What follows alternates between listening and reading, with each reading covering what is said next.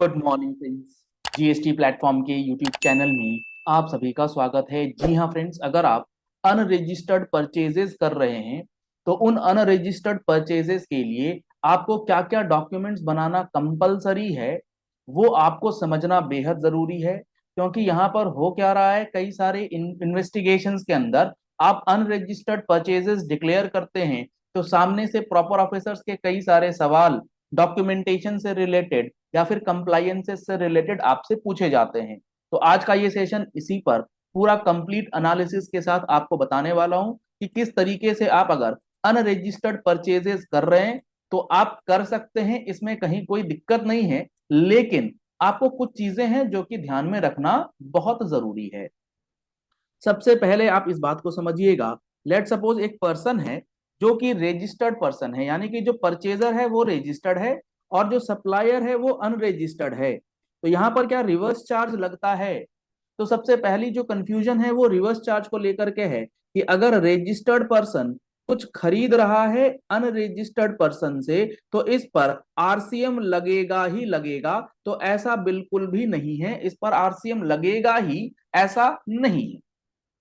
RCM कब लगेगा? अगर आप रजिस्टर्ड पर्सन है और आपने कुछ परचेज किया है या इनवर्ड सप्लाई करा है फ्रॉम एन अनरजिस्टर्ड सप्लायर, तो आरसीएम कब लगेगा? अगर वो सेक्शन 9 सबसेक्शन 3 के अंदर नोटिफिकेशन में कवर्ड है और उसके अंदर जैसे एग्जांपल अगर हम लोग दें, जीटीए की सप्लायर सर्विसेज वाले हैं, वो अनरजिस्टर्ड हैं, आप रजिस्टर्ड हैं, आरसीएम लगेगा। लीगल सर्विसेज आप लेते हैं, लगेगा। यानी कि उस नोटिफिकेशन के अंदर जो लिस्ट है उस लिस्ट में जो सर्विसेज दी गई हैं वो अगर आप अनरजिस्टर्ड सप्लायर से लेंगे तो आपको आरसीएम भरना है, ये तो ओके है।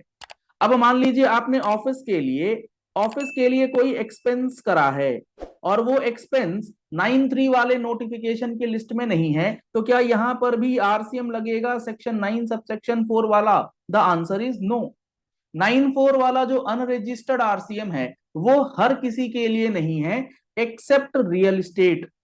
जो रियल एस्टेट डेवलपर्स हैं उनको 9(4) वाला आरसीएम लगता है, वो एक बिल्कुल अलग चीज है। तो आप एज अ नॉर्मल बिजनेसमैन इस बात की टेंशन बिल्कुल भी मत लीजिए कि आपको अनरजिस्टर्ड परचेजेस पर आरसीएम देना है। लेकिन मान लीजिए कि आपने कोई कॉटन परचेज किया है, कैश्यू परचेज किया है, तो ये जो लिस्टेड हैं, ये जो नोटिफाइड गुड्स हैं, नोटिफाइड सर्विसेज हैं, इसके लिए आपको अनरजिस्टर्ड परचेजेस पे भी आरसीएम लगेगा।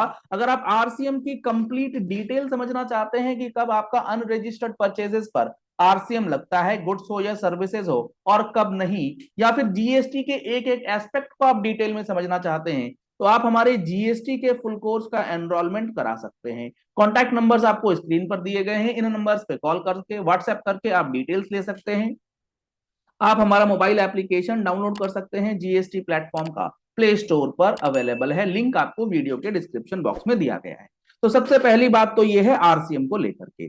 दूसरी इंपॉर्टेंट बात जो है वो सबसे ज्यादा इंपॉर्टेंट है। मान लीजिए एक रजिस्टर्ड पर्सन है, वो किसी अनरजिस्टर्ड पर्सन से वो किसी अनरजिस्टर्ड पर्सन से कोई गुड्स परचेज कर रहा है और इसकी वैल्यू है लेट सपोज 1 लाख रुपए की। आपने अनरजिस्टर्ड परचेजेस दिखला रखे हैं 1 लाख रुपए के। तो यहां पर आपको जो सबसे ज्यादा इंपॉर्टेंट है वो है कि आप ई वे बिल मैंडेटरी बनाएंगे। 50,000 से ऊपर होते ही अगर आप अनरजिस्टर्ड परचेजेस करते हैं तो आपके लिए ई वे बिल जो है वो बनाना कंपलसरी हो जाएगा। और अगर 50,000 से कम है तब तो कोई प्रॉब्लम है ही नहीं। तो 50,000 से ऊपर के अनरजिस्टर्ड परचेजेस पर, मैं क्या कह रहा हूं ध्यान से सुनिएगा, अनरजिस्टर्ड परचेजेस पर ई वे बिल बनाना है। क्योंकि यहां पर रजिस्टर्ड पर्सन परचेजर है। नॉर्मली आपके माइंडसेट में यह है कि हम लोग सप्लाई करेंगे तो ई वे बिल बनेगा, लेकिन यहां आपको परचेजेस पर ई वे बिल बनाना है। अनरजिस्टर्ड परचेजर आपको माल बेच रहा है, उसकी कोई जिम्मेदारी नहीं है, सारी जिम्मेदारी इस रजिस्टर्ड पर्सन की है जो कि अनरजिस्टर्ड व्यक्ति से बिजनेस कर रहा है। 1 लाख रुपए का कर रहा है, 50,000 से ऊपर है तो ई वे बिल बन जाएगा, क्योंकि रूल 138 के अंदर ये बात आपको लिखी मिल जाएगी।